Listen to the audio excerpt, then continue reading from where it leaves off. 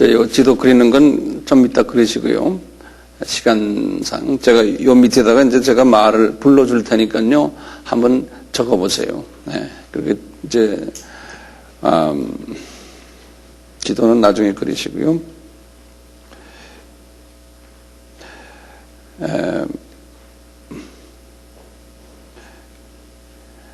이제 이렇게 줄을 좀 그으시고요. 주후 70년에, 여기 주후인데요. 주후 70년에 이제, 이스라엘 나라가 패망하고요. 그리고, 제 말씀 좀 적고 계시죠? 그리고 예루살렘 성전이 파괴가 됐어요. 이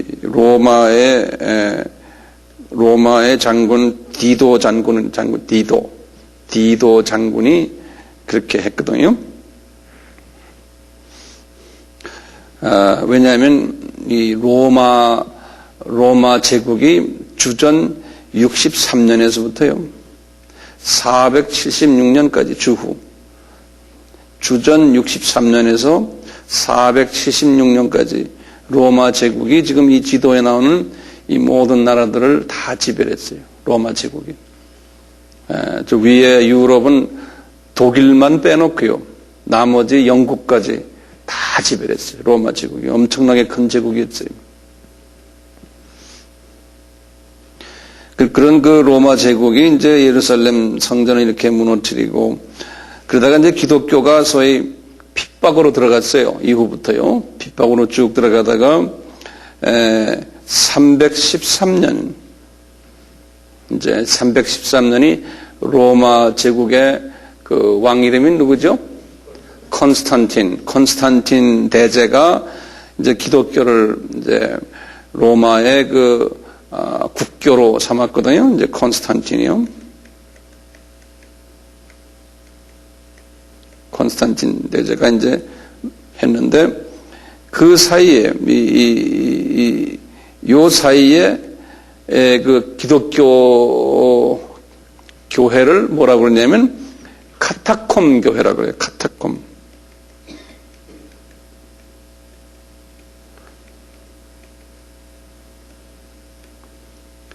이 카타콤 교회라고요.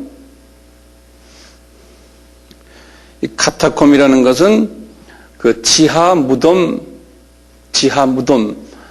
공동묘지. 그 속에 들어가서 기독교인들이 크리스찬 삶을 살았어요. 숨어서 이제 핍박을 피해가지고요.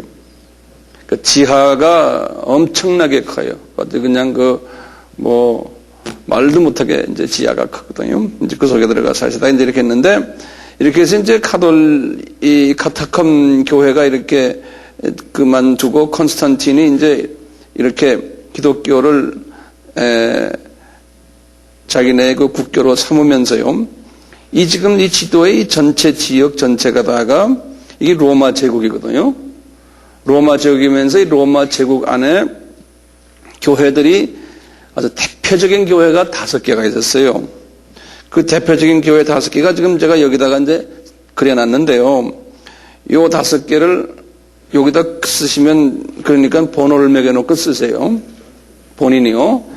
여기에 알렉산드리아 교회라고 그래요. 그래서 여기다 번호 1번 해놓고 어디다가 딴 데다 써놓으세요. 알렉산드리아 교회. 지금의 애굽에 있는 대표적인 항구 도시거든요. 아주 유명한 교회. 이제 이 교회에서 신학자들도 많이 나오고요. 아주 초대 기독교의 아주 핵심 인물들이 여기서 많이 나왔어요.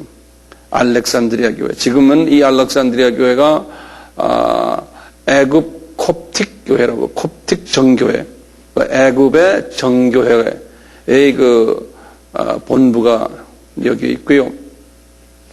이 교회는 누가 개척을 했냐면은 마가가 교회를 개척. 마가.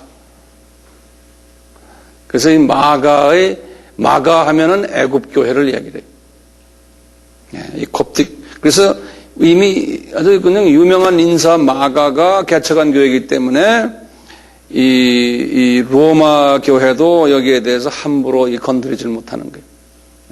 그런 그 역사 있는 교회거든요. 그 다음에 이제 지금 로마 이 제국 안에서 유명한 교회가 예루살렘 교회.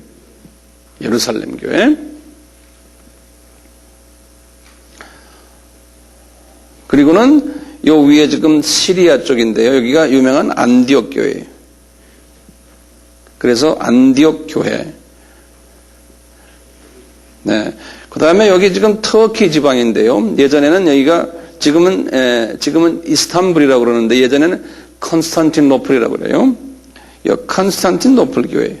여기 이제 그리스 교회를 대표하는 센터예요. 컨스탄티노플 교회. 그 다음에 여기가 이제 로마 교회, 로마에 있는 교회. 이렇게 5 교회가, 각각 이 로마 제국 안에 있지만요, 이 5 교회가 독립성을 가지고 나름대로, 지배를 서로 받지 않으면서, 신앙생활을 했어요. 그래서 로마 교구, 컨스탄티노플 교구 그래요. 교회라 그러지 않고요. 왜냐하면 이분들이 영향권들이 있어서 주변에 안디옥 교구, 예루살렘 교구, 알렉산드리아 교구 이렇게 있어요. 여기에 교구장을 비숍이라고, 비숍. 제일 높은 분을 비숍. 우리도 한국말로 하면 감독이라는, 감독. 이렇게 있었어요. 신학적으로는 이 5 교회 중에서 아주 유명한 신학자들이 배출된 데가 안디옥 교구와 알렉산드리아 교구예요. 이 2 교구가 신학의 기초를 이루게 됐어요.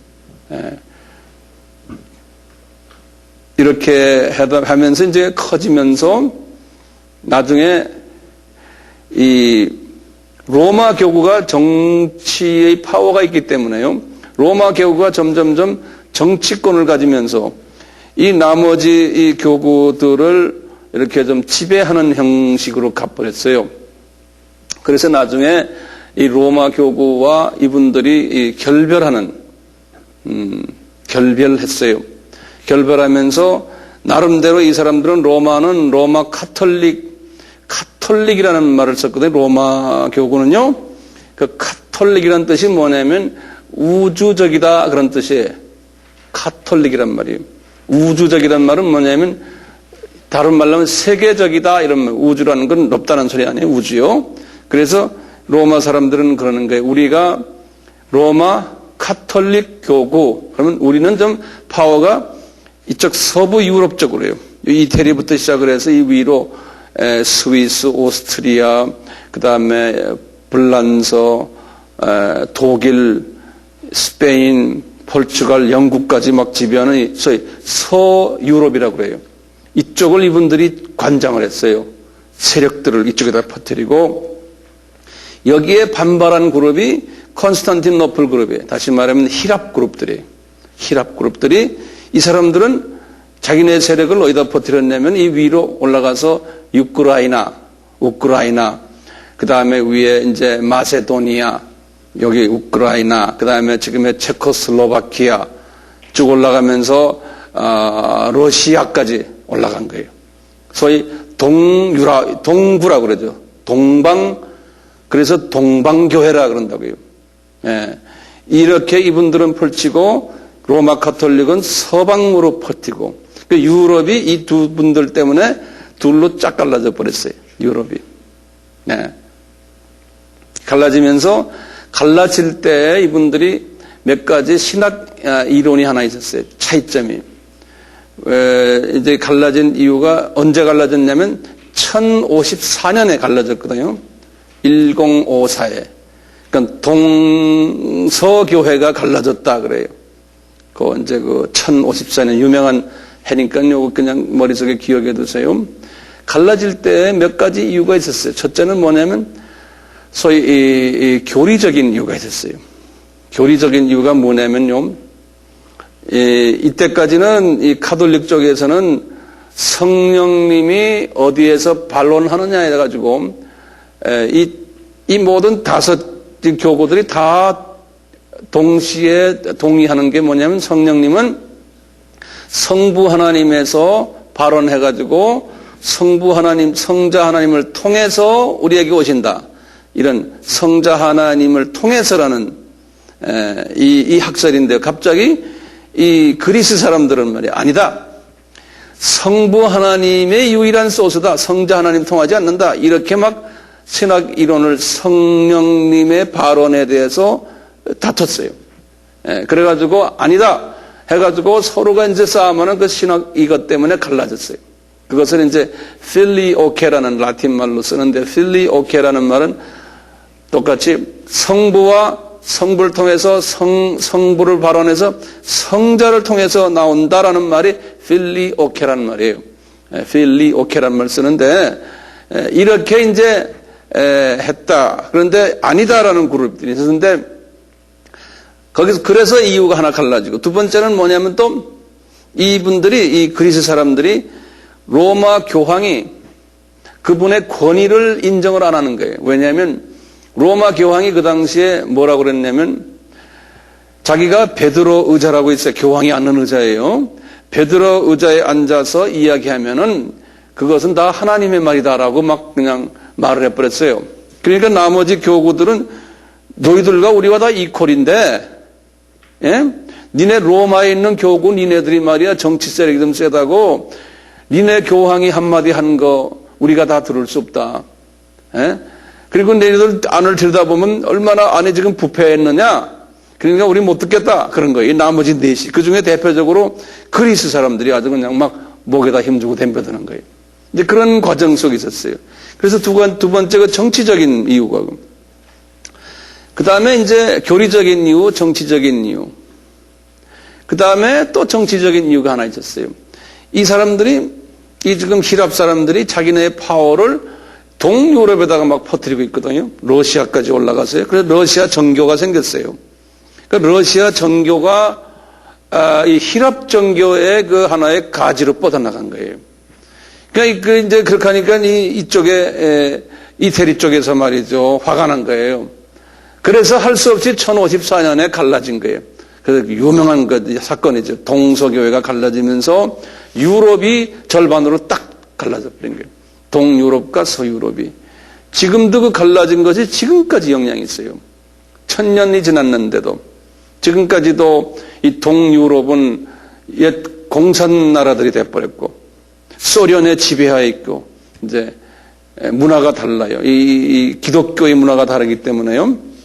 그러면서 이 나머지 이 네 교회가 말이죠. 전부 로마 가톨릭 편을 들지 않고는 전부 히랍 종교 편을 들어버렸어요. 그래서 이 필리오케의 학설을 다 포기해버리고 성부에게서만 오신다라는 그것만 붙잡고 지금까지 그리고 가고 있는 거. 그 사람들이 교리가요. 예. 그런데 이 훨씬 전에 아까 313년 있잖아요. 313년 그 후에 이제 기독교를 로마 제국에서랑 이분들도 다 이제 딱 안았는데 그래서 이제 교회들이 이렇게 이제 표면상으로 나타나 그 전까지는 카타콤 하다가 표면상으로 나타났을 때 주변에 이단 사건들이 자꾸 일어나는 이단들이에요. 다시 말하면 그 중에 이제 그 삼위일체를 부인하는 아리우스라는 사람이 있어요. 아리우스라고요. 아리우스 그래요. 이 아리우스라는 사람이 나타나가지고 그 삼위일체를 부인하면서 예수님이 사람이다. 성부 하나님만 하나님이고 예수님은 사람이고 성령님은 뭐 운행 안 하신다. 이런 식으로 나온 거예요. 지금 그 학설이 요새 그 여호와의 증인 같은 데나요. 또는 그 유니타리언 처치라고 그래서 유니타리언 교회라고 그래서 하버드 대학교 신학이 그 신학을 지금 갖고 있어요. 미국의 하버드 대학교 신학이. 네. 이런 그 사상이 팽배해져 가지고 이 5교구가 모였어요. 모여가지고 회의를 했어요. 어디서 회의했냐면 여기 보면 여기 에베소라고 있어요. 에베소라고. 여기 에베소에서도 회의하고 그 다음에 여기 또 이스탄불 바로 옆에 있는 칼케톤이라고 있어요. 칼케톤에서도 회의하면서 삼위일체론을 만들었어요. 그래서 우리가 지금 삼위일체론 이야기하잖아요. 그게 그때 나온 거예요. 그리고는 뭘 만들었냐면 사도신경을 만들었어요. 우리가 매 주일마다 읽는 사도신경 있죠? 이게 이때 만들어진 거예요. 예. 약 한 400년 전후로 해서요. 예. 그 사도신경을 만들어가지고 이 5교회들이 그걸 삼위일체로 뚱뚱 뭉치고 사도신경으로 똘똘 뭉쳤어요. 그래가지고 이단을 이제 배격한 거예요. 그것이 지금까지 계속 이어오는데요. 이어오는데 아까 보면 성령님이 어디에서 오시느냐, 거기에서 차이가 생긴 거예요. 그 다음에 또 뭐가 또 하나 있었냐면요. 이 지역이 이제 카타콤에서 탁 벗어나서 이제 정식 교회 형태로 나타나니까요. 이 로마 제국이 다 바벨론 종교인거예요. 로마 제국이. 그래서 제가 전에도 말씀했지만 마리아와 예수님의 그 베이비 예수님의 모습이 나타나는 이야기는 제가 전에 했잖아요. 그런 식으로 마리아 숭상하는 사건이 이제 나타나기 시작한 거예요. 예. 그래서 이제 마리아 숭상에 관한 이야기를 자기네가 숭상이라면 좀 이상하지만 마리아가 이제 등급을 하면서 말이죠. 예수님이 아기 모습을 하면서 한 그 모양이 로마 가톨릭만이 아니에요. 이 5교회가 그걸 다 인정한 거예요. 그래서 이 5교회들이요. 소위 말하면 그 오리지널 정교회들이죠. 그걸 오토닥스 처치라고 그러거든요. 요 네 교회를 오리엔털 오토닥스 처치라고 그래요. 요 로마 가톨릭을 빼놓고요. 이제 요 분들도 전부 똑같이 마리아의 그 학설을 똑같이 가지고 있고 다 가지고 있다가 나중에 이제 갈라졌잖아요. 1054년에 갈라진 후에도 똑같이 그 성령의 어디서 오느냐 그것만 다르죠. 나머지는 예배 방식이고 뭐고 다 같은 거예요. 예. 마리아 숭상하는 것까지. 또 뭐였었냐면요. 이분들이 뭐 초창기 이야기입니다. 초창기 313년 이후에요. 교리를 만들면서 전에 우리 그 이야기했죠. 성인 숭배하는 사상. 그 다음에 그 성인들의 옷이나 뭐 이런 모든 것들, 그분들의 신발이니 그분들의 지팡이니 이런 것도 성스럽게 생각하고 거기다 놓고 기도하는 거. 촛불, 성인 그 사진이나 그림 그려놓고 그 앞에다 촛대 갖다 놓고 기도하고 이러면은 듣는다는 사상이 있잖아요. 이런 것들이 이 5교구들이 다 공통적으로 같이 했던 것들이에요. 그러다 이제 갈라졌잖아요. 갈라진 후에도 로마 카톨릭은 로마 카톨릭대로 그냥 갔고 나머지들도 똑같은 형태로 간 거예요. 그래서 오늘날 이 교회들 가보세요. 똑같아요. 로마 카톨릭이나. 그렇죠? 이분들이 로마 카톨릭에서 배운 게 아니에요. 시작을 그렇게 한 거예요. 시작을. 그래서 러시아 정교를 가봐도 똑같이 마리아 상 있고 예수, 애기 예수 있고 성인들 사진 있고 다 있고 똑같아요. 한 가지 차이 있다면 이제는 최고의 자기네 교황이 자기네 스스로의 조금만 교황. 근데 이 사람들이 가면서 점점 세력이 줄어들어가지고요. 이제는 로마 카톨릭만 확 퍼져버렸고. 왜냐하면 이 서유럽이 말이죠. 이 서유럽이 이 경제적인 파워가 생기면서 말이에요. 이분들이 그냥 전 세계에다 로마 카톨릭을 퍼뜨렸잖아요. 그러다 보니까 상대적으로 나머지 조그만 사람들은 그냥 아주 조그맣게 돼버린 거예요. 예. 여기까지 뭐 간단하게 제가 말씀드렸는데요. 제가 이런 말을 왜 하냐면요. 이런 과정 속에서요. 이제 카톨릭이 들어왔잖아요. 이슬람이 들어왔잖아요. 이슬람이 딱 들어와가지고 이슬람이 요즘 사우디아라비아 메카에서부터 시작해가지고요. 이슬람이 여기 지금 보시면 마호멧이 언제 태어났죠? 570년이죠. 그리고는 언제 이분이 세상 떠났죠? 632년이죠. 570에서 630일. 이분이 이렇게 이제 세상 딱 떠나자마자 말이죠. 세상 떠나자마자요. 이분의 그 후손들이, 다시 말하면 믿음의 후손들이 이제, 퍼지기 시작했어요. 자기 종교를 가지고 말이죠. 퍼지기 시작했는데, 그냥 한 100년 사이예요. 100년 사이예요. 지금 여기에 지금 5대 교구, 최소한 이 4대 교구는 다 먹어버렸어요. 여기 지금 콘스탄티노플부터 시작을 했어요. 안디옥, 예루살렘, 알렉산드리아, 이 이슬람이 말이죠. 100년 안에요. 이걸 다 먹어버렸어요. 그래서 하루아침에 기독교의 그 나라들이 말이죠. 이슬람 나라로 그냥 변해버린 거예요. 하루아침에. 하루아침이란 100년이라는 걸 하루아침을 내가 얘기해요. 예.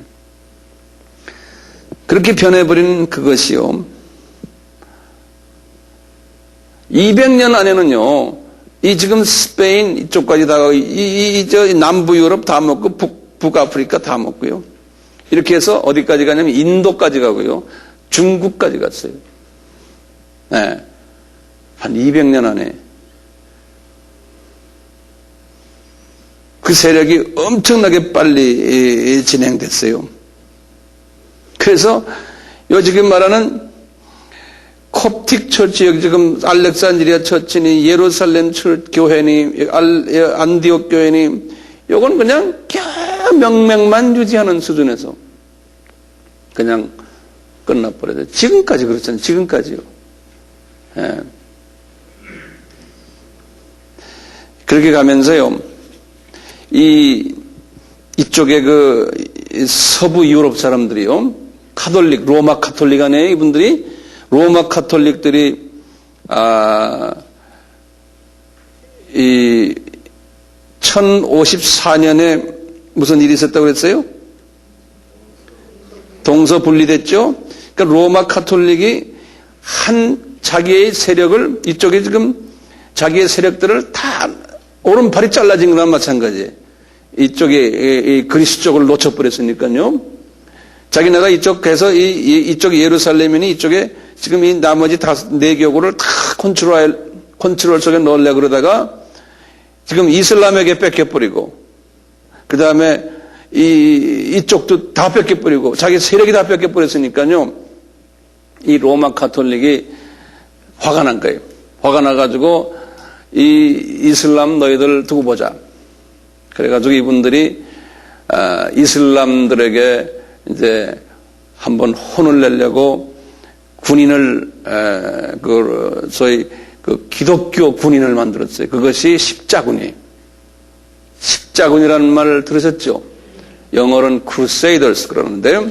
십자군을 형성한 것이 1100년이 주후, 정확하게 말하면 1094년인데 그냥 쉽게 그냥 1100년으로 그냥 알고 계세요. 이분들이 이제 십자군을 형성했어요. 유럽에, 지금은 유럽이 각 나라로 이렇게 돼 있다가 요새 와서는 다시 이제 유럽이 지금 하나로 지금 되고 있고, 그 당시만은 유럽이라는 나라들이 거의 뭐 국경 거의 없는 그냥 서로가 이제 거의 왔다 갔다 하는 왕들만 서로 다루고요. 그래서 불란서에서 먼저 이 운동이 일어났어요. 우리 가만히 있지 말자. 그래가지고 옆에 있는 독일에도 가고, 옆에 있는 스페인에도 가고, 포르투갈, 영국까지 가가지고 유럽 전체가 다 하나가 돼가지고요. 7번 이 중동 이슬람 지역을 7번 침공을 했어요. 200년 동안. 그래서 1100년에서 1300년이 이 십자군 운동이 있었어요. 7번을. 네. 침공해가지고요. 침공하면서 이분들의 주적이 2개가 있었어요. 이분들의 주적이. 뭐냐면 하나는 이스라엘 사람들, 유대인들이. 이 사람들은 뭐냐면 이 사람들은 반 이스라엘 로마 카톨릭의 교리가요. 소위 반 이스라엘적인 교리예요. 반 이스라엘적인 그 로마 카톨릭의 그 교리를 만든 첫 신학자가 어거스틴이라고 그러나요? 어거스틴이 영어로는 anti-Semitism, 그래요. 반유대적인 신학 교리를 만들었어요. 예컨대 이스라엘 사람이라는 사람들은 구약 때만 있었던 하나님의 사람들이지 그분들이 하나님에게 저주를 받은 이유는 예수 그리스도를 죽였다. 그래서 하나님의 저주를 받은 민족으로 타락이 되어버렸다는 거예요. 그 사상이 그래. 지금도 가톨릭만이 아니에요. 개신교 중에서도 그 사상 가진 교파들이 있어요. 예. 그래서 하나님이 처벌을 했기에 주후 70년에 그 나라를 하나님이 없애버렸고, 이스라엘 성전도 그때 없어졌고, 봐라 지금까지 저렇게 고생하지 않느냐. 나라 없이 고생하려다 이제 겨우 1948년에 독립해서 지금도 고생하지 않느냐. 그러니까 이스라엘 하면은 이스라엘은 하나님이 이미 손을 뗀 저주받은 민족이라고 보는 그 사상이 지금 로마 가톨릭 분석에서요. 로마 가톨릭에서 루터란 교도 그렇고 장로교 중에서도 대부분의 장로교는 다 우리나라는 좀 다르지만 왜냐하면 그건 또 여러 가지 있어요. 여러분들 자세하게 이야기하면 좀 복잡해지니까 전통 일반 교회들은 거의 다 이스라엘을 그렇게 생각했어요. 그래서 알다시피 나중에 그 나치의 독일이 루터 교회 아닙니까? 루터 교도 어떻게 했어요? 유대인들 600만 명이나 죽였잖아요. 그걸 죽일 때 가장 영향력이 있는 로마 가톨릭이 그냥 묵과를 해줬어요. 로마 가톨릭이 죽여라. 이런 식으로 묵과를 해줬어요. 이런 모든 소위 거룩한 기독교인들의 정치 이야기들은 끝이 없어요. 이제 이런 안을 듣다 보면요. 자, 이렇게 이분들이 그런 사상을 가졌기 때문에요. 예수님을 속된 말로 하면 이스라엘 사람들 저놈들 혼내줘야 된다. 그리고 그 당시에 이미 이분들이 유럽을 각 나라에 이제 스페인의 유대인들이 많이 살았거든요. 그 다음에 이탈리 쪽이니, 그 다음에 뭐 그리스 쪽은 많지 않지만 불란서 쪽에 많이 살았고, 여기 올라가다가 이제 독일 쪽, 그 다음에 영국 쪽에 많이 살았어요, 유대인들이. 그 유대인들이 가가지고 우리 여기 중국 사람들처럼요, 유대촌 만들어가지고 귀금속 장사는 그 사람들이 다 하고, 금은빵, 다이아몬드, 그리고 하여튼 돈 버는 그 다음에 전당포. 우리나라도 그렇잖아요. 돈 좀 갖고 있는 사람은 금은빵 하는 사람 아니면 전당포, 돈놀이 하는 사람들. 요런 다른 돈 버는 아주 하는 장사를 이 사람들이 그냥 유럽 전체를 그냥 깔았어요. 그래서 실제로 돈들은 이 사람들이 다 들고 있는 거예요. 그리고 교육 수준이 높고. 그러니까 말이죠. 돈을 벌어가지고 돈을 자기네 사회를 위해서 쓰질 않는 거예요. 지네끼리만 끼고 있고, 우리나라의 중국 사람들이나 똑같은 거예요. 그래서 유대인들에 대한 그냥 사람들이 유대인 하면은 그냥 씹어 먹으려고 그래요. 미워서요. 지네끼리만 똘똘 뭉쳐 있고, 돈은 지네끼리 끼고 있고, 그냥, 하여튼 있잖아요. 그런 거 알죠? 이런 식의 사람들이. 그러니까 싫어하는 거예요. 거기다 또 예수님까지도 죽인 사람들 말이야. 하니까 하나같이. 그럴수록 유대인들은 더 똘똘 뭉치는 거예요. 그리고 유대인들은요, 한 사람은 예외 없어요. 똑똑해요, 모두요. 똑똑해도요, 우리가 똑똑하다는 걸 생각하면 똑똑한데 밥맛 없이 똑똑한 사람 있죠. 이게, 자기 거를 남한테 안 주고 저 사람 돈만 뺏어가려고 하는 사람 있죠. 그리고 무슨 장사를 해도 협상을 해도요, 그냥 죽으라고 일전도 양보 안 하는 그런 사람 가끔 우리도 있죠. 우리나라 사람 중에서도요. 딱 그런 사람 다가 유대인이라고 생각하시면 돼요. 담배를 피워도요, 지가 담배 안 사요. 꼭 남이 담배 피우는 걸 보고, 야, 한 가치만 좀 줄래? 그래서 남의 담배 걸 피는 거예요. 이놈은 100만 장자인데도 지가 하는 남의 거 뺏어서 피는, 100만 장자인데도 그런 짓 하는 사람이 유대인이에요.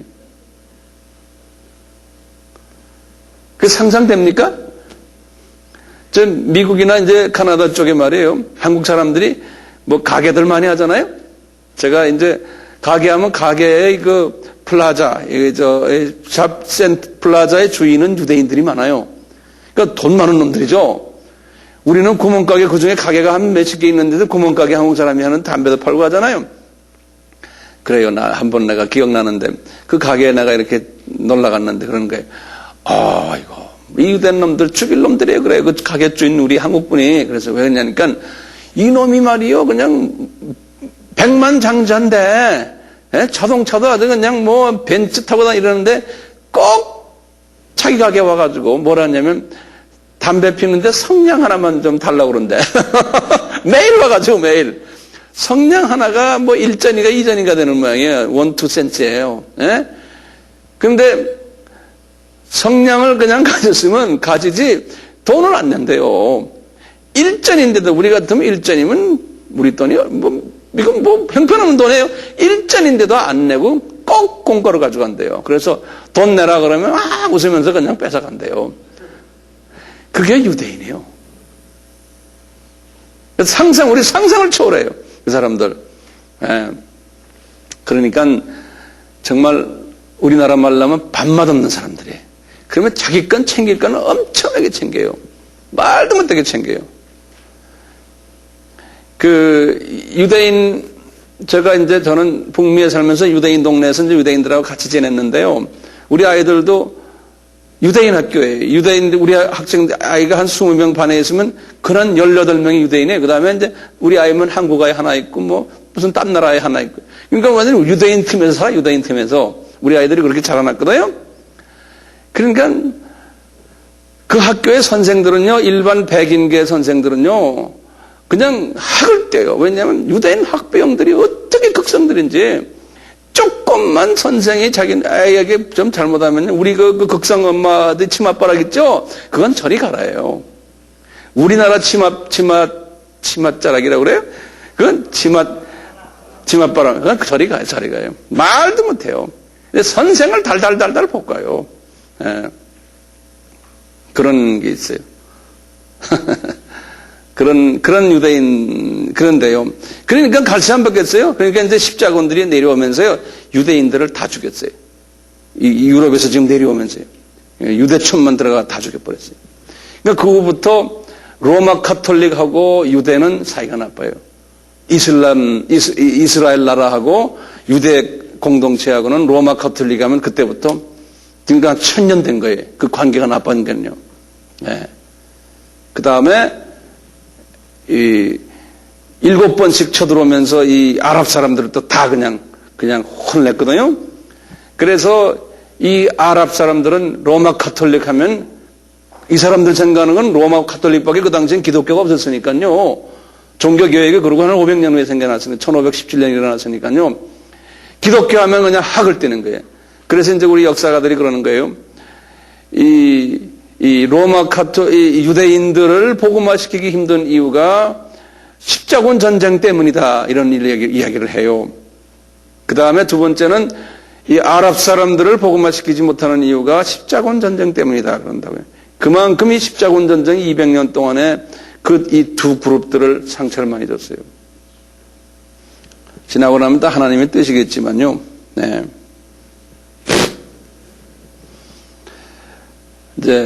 그러다가 제가 다음 금요일에 이야기하겠지만,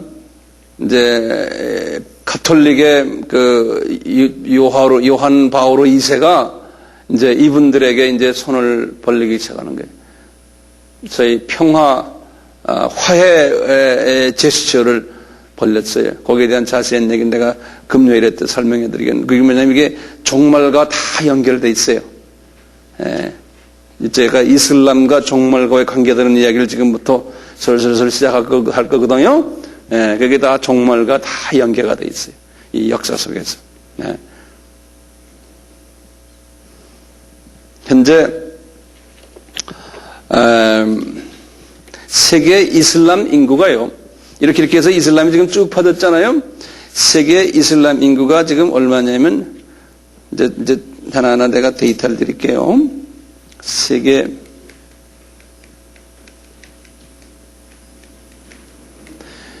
이슬람 인구가 지금 10억이거든요. 10억.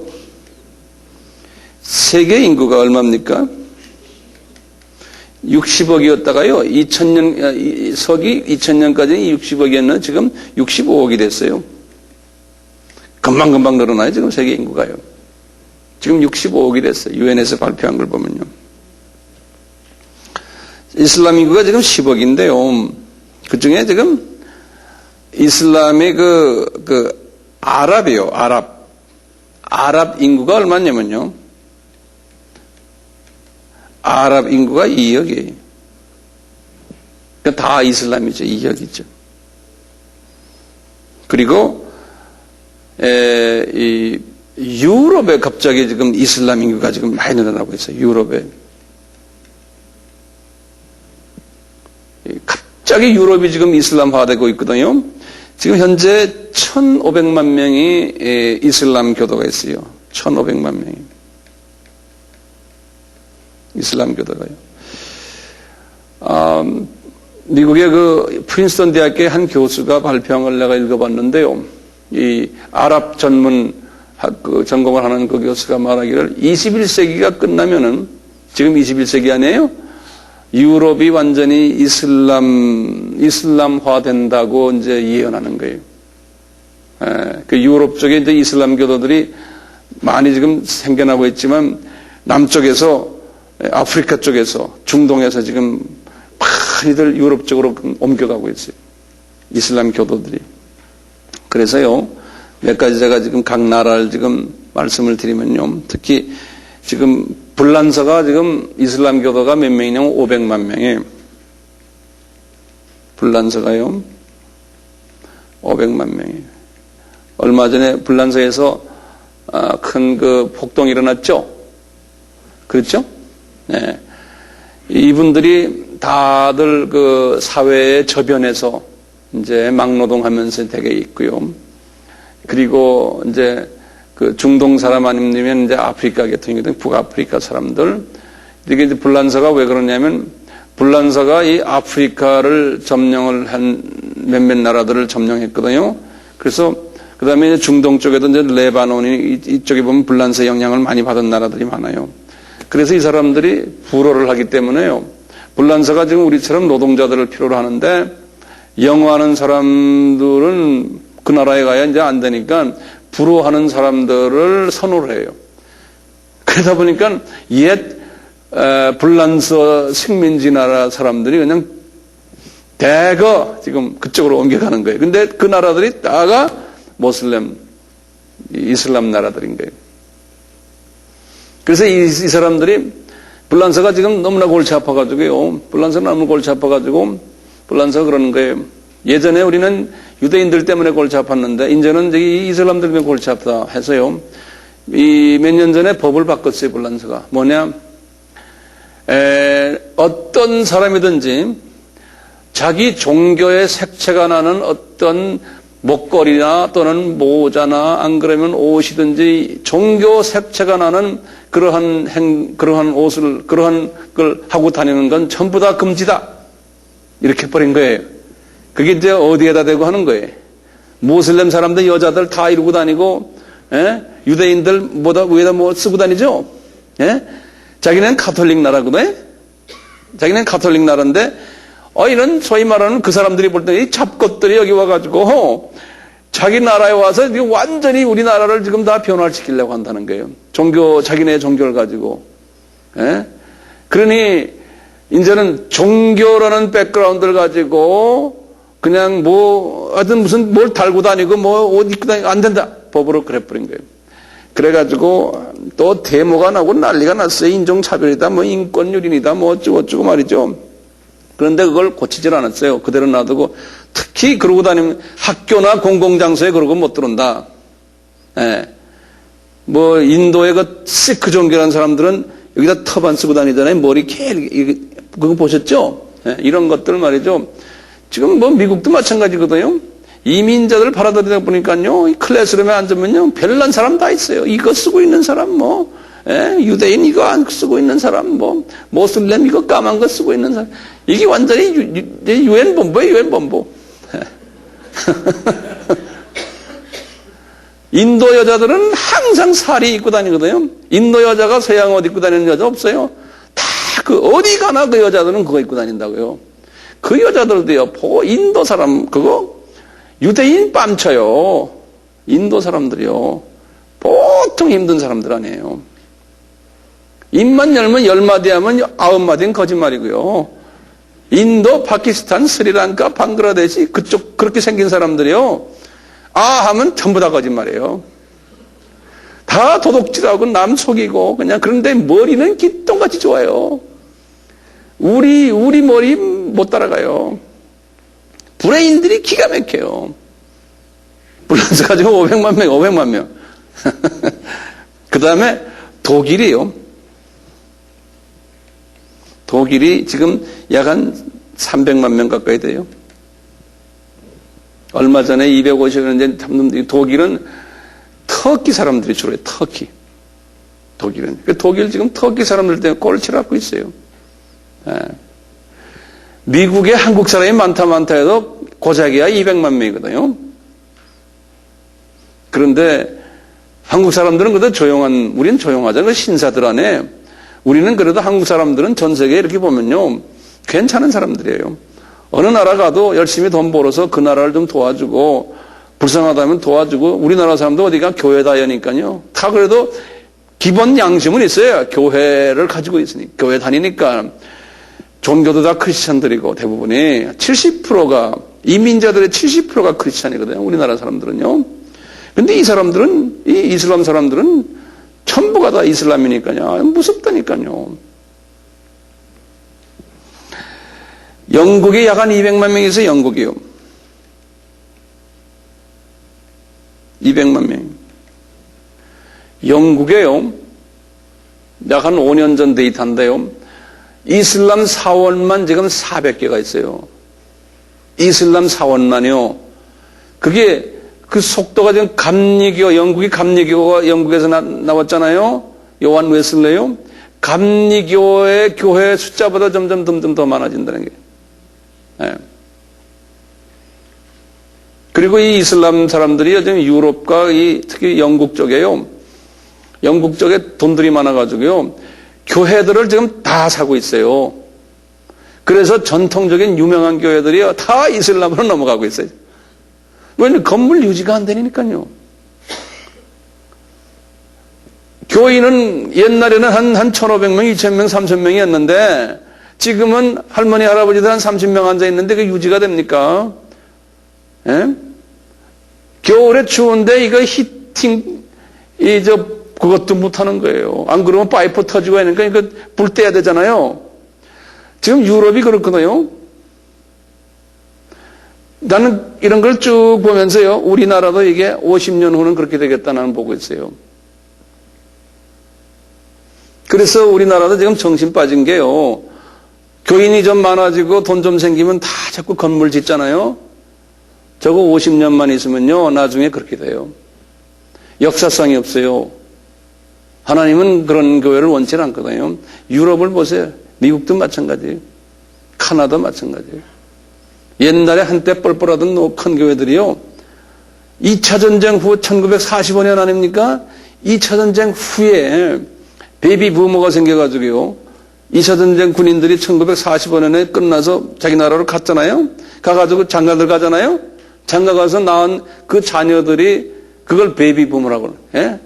그래서 그때 아이 낳은 사람들이 지금 1946년생, 7년생, 48년생 그럴 거 아니에요? 그 사람들이 지금 몇 살이에요? 예? 그 사람들이 지금 제 나이 또래예요. 예. 근데 그 사람들이 초등학교 다닐 때가 몇 년도겠어요, 그러면? 1960년대에. 예? 갑자기 말이죠, 유럽도 마찬가지예요. 갑자기 1960년대 들어오면서 그냥 아이들이 그냥 초등학교 들어갈 아이들이 많죠. 막 이러니까요. 그 아이들이 1970년 가까이 되면서요. 65년 되면서 46년생이 20살 되면 몇 년이에요? 66년이죠. 그렇죠? 대학교 가려면 몇 년에? 60한 2, 3년 되면 대학교 간다니까요. 그렇잖아요? 그래서 미국도요, 대학교도 건물들이 갑자기 커지고요, 캠퍼스가요. 이 학생들 수용하느라고요. 그리고 교회도 그냥 막 커져가지고요, 뭐 유년주일학교, 뭐 500명씩 막 나오는 교회들이 있어가지고 교회 건물을 지을 때요, 본당 크게 짓고 옆에다 체육관 크게 짓고요. 체육관이요, 농구장 이런 거요. 우리나라가 그걸 따라가고 있어요, 지금요. 한 1970년, 80년대에 들어오면서요, 그 젊은 사람들이 이제 교회 안 나오면서요, 또 점점점 이제 딴 데로 이사 가고 이래가지고 그 교회가요, 그 당시에 살았던 그분들이 지금 그분들의 부모님들이 그냥 끼고 있다가 우리 한국 사람들이나 이제 이민 가가지고요, 그 교회를 처음엔 우리가 60년, 70년대에는요, 그런 교회 가서 교회 좀 빌려주세요. 그러면, 이거 안 된다는 거예요. 냄새, 코리안들 냄새 난다고요. 김치 냄새 나고, 이거 마늘 냄새. 우리는 안 나지만 되게 나거든요. 우리한테서요. 그 냄새 난다고 안 빌려주는 거예요. 한번 빌려줬다가, 그 다음에 한국 사람들이 예배 보고 딱 나가고, 미국 사람들이 딱 들어와 보면 그냥 냄새가 나서 이 공간 못 견디는 거예요. 그러니까 안 빌려주고 막 그러는 거예요. 근데 어떻게 해요, 뭐. 자기네가 가만히 보니까 예를 들어서 한 달에 500불씩 내고 들어오라는 사람들도 있어요. 그러다가 1000불씩 올라가고, 뭐 1500불 올라가고요. 나중에 이제는 한 3000불씩 막 내요. 근데 이분들도 한국 사람이 아니면 교회 유지가 안 되는 거예요. 미국 교회들이 지금요, 웬만한 교회들이 한국 사람이 아니면 교회 건물 유지가 안 돼요. 한국 교회는 교인이 200명이 예배를 보는데 자기네는 30명 예배 보는 경우. 그것이 남의 이야기가 아니라니까요. 우리나라도 이제 곧 와요. 내가 내 눈에 그게 보여요. 이제 앞으로 한 20년만 있으면 그렇게 될 텐데요. 그러면 하나님의 그 헌금을 그런 식으로 해가지고 해서 우리나라는 이게 겨울에 추운 나라이기 때문에요. 이 건물 유지하려면은 저런 열대지방 나라하고 다르거든요. 열대지방은 나라는요, 그냥 건물만 하나 지어만 놓으면 돼요. 더우면 더운 대로 그냥 앉아있는 거예요. 예? 선풍기 좀 틀어놓고. 우리나라는 건물이 그런 건물이 아니잖아요, 이게. 벌써 언제부터 이 보일러를 떼야 됩니까? 언제부터요? 10월 조금 되면 보일러 떼야 되죠? 예? 그래가지고 언제까지 떼요? 지금도 떼죠, 지금도. 예. 보일러 만약 안 떼보세요. 어떻게 돼요? 한 번 날씨 추워지면 그냥 다 얼어서 터져버리잖아요. 그러니까 건물을 지을 때도 이 보일러 때문에 우리나라는 이게 보일러가 밑으로 타져서 온돌방처럼 들어와 있잖아요, 이렇게. 이게 얼마나 돈 들어가요? 유지비가 대단하거든요. 내가 무슨 말하다 이런 말까지 했는지 모르지만, 예, 이 영국교회가 지금 이야기, 영국교회들. 지금 그렇거든요? 영국교회가 지금 가보면요, 로이드 존슨, 유명한 한 100년 전에 그 유명한 그 설교가 그런 교회 가보니까요, 세상에 한 4, 5천 명씩 모였대요. 그런데 할머니, 할아버지 한 30명이 앉아 있어요. 건물 유지를 못하는 거예요. 이제 곧 그렇게 돼요. 그러니까 그 건물 유지 못하니까 어떻게 해야 돼요? 팔아야 돼요. 팔아야 되는데요.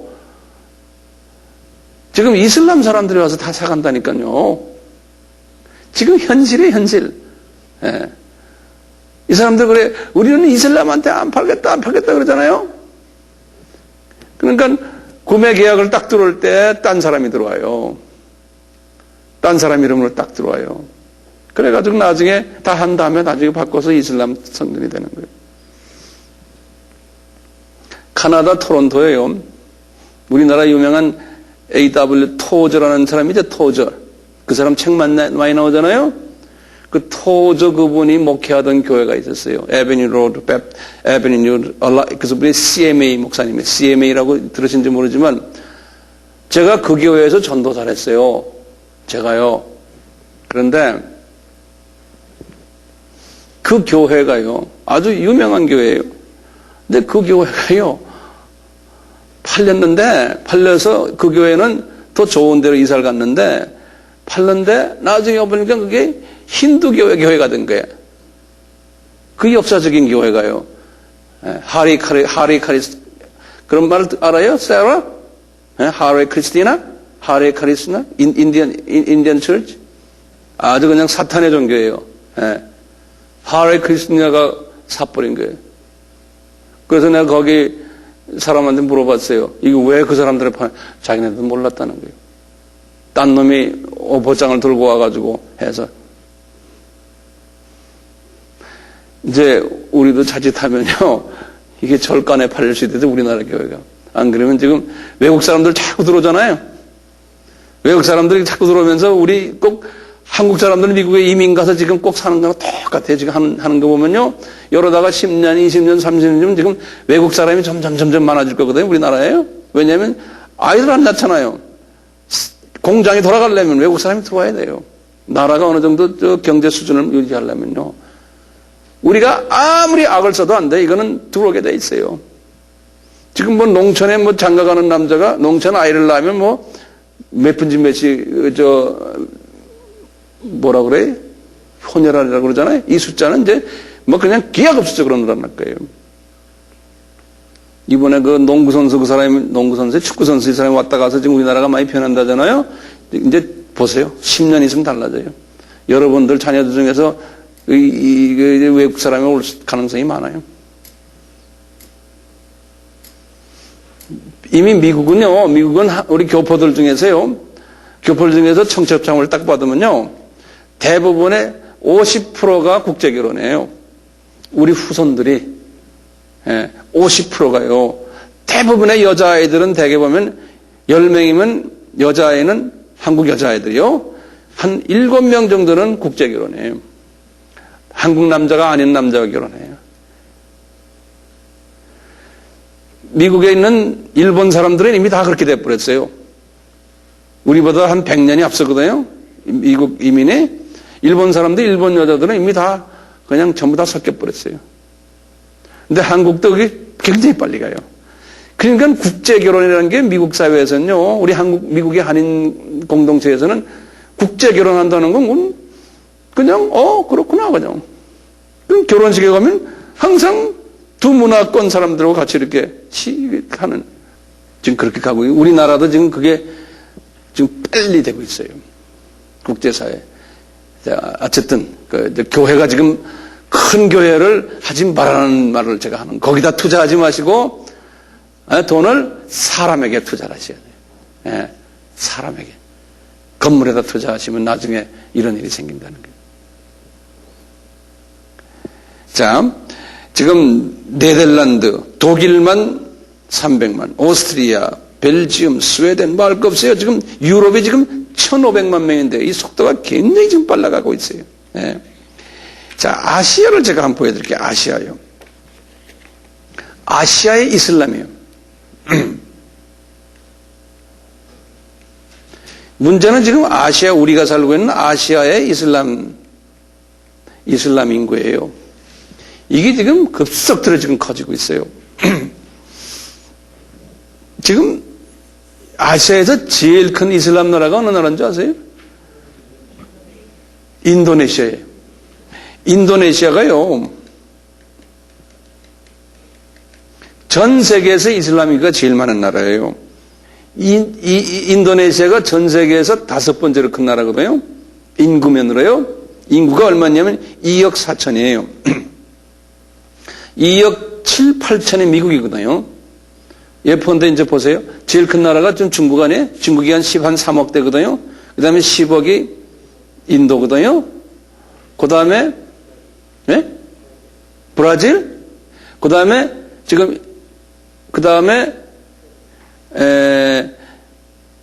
미국이 2억 한 9천 정도 돼요. 2억 한 7, 9천. 그 다음에 지금 인도네시아에 2억 4천. 네. 근데 인도네시아가요, 이슬람 인구가 80%예요. 이슬람 인구가. 그래서 이슬람이 한 2억 정도 돼요. 한 80%가요. 대단한 거죠. 제일 많거든요. 근데 이슬람은, 이 나라는요, 기독교도 많아요. 인도네시아가 기독교가 16%예요. 굉장히 기독교화된 나라예요.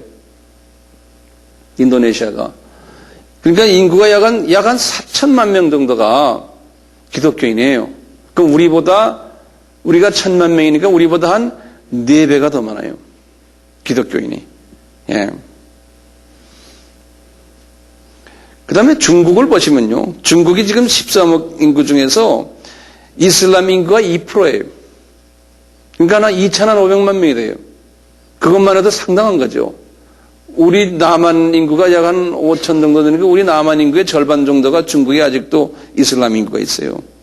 중국은 지금 이슬람 인구가 그 정도 되고요. 13억 중에서. 말레이시아가 2,500만 명인데 이슬람 인구가 60%예요.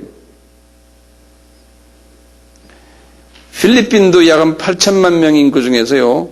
5%가 이슬람이에요. 그 다음에 아프가니스탄은 3천만 명 중에서 97%가 이슬람이에요. 방글라데시가 1억 5천 중에서 86%가 이슬람이고, 파키스탄이 1억 8천 중에서요 96%가 이슬람이고요. 인도가 10억 중에서 13%가 이슬람이에요. 기독교인은 인도는 약 한 3%예요. 그 다음에 카자흐스탄 1600만 중에서 60%, 우즈벡이 2500만 중에서 83%, 키르기스탄이 500만 중에서 78%, 타지키스탄이 700만 중에서 90%예요. 이렇게 지금 보면 지금 아시아가 이슬람 인구가 지금 제일 지금 많아요. 아시아가요. 예.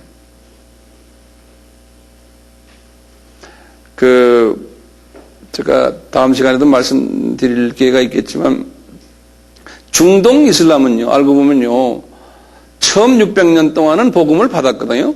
중동 사람들은요.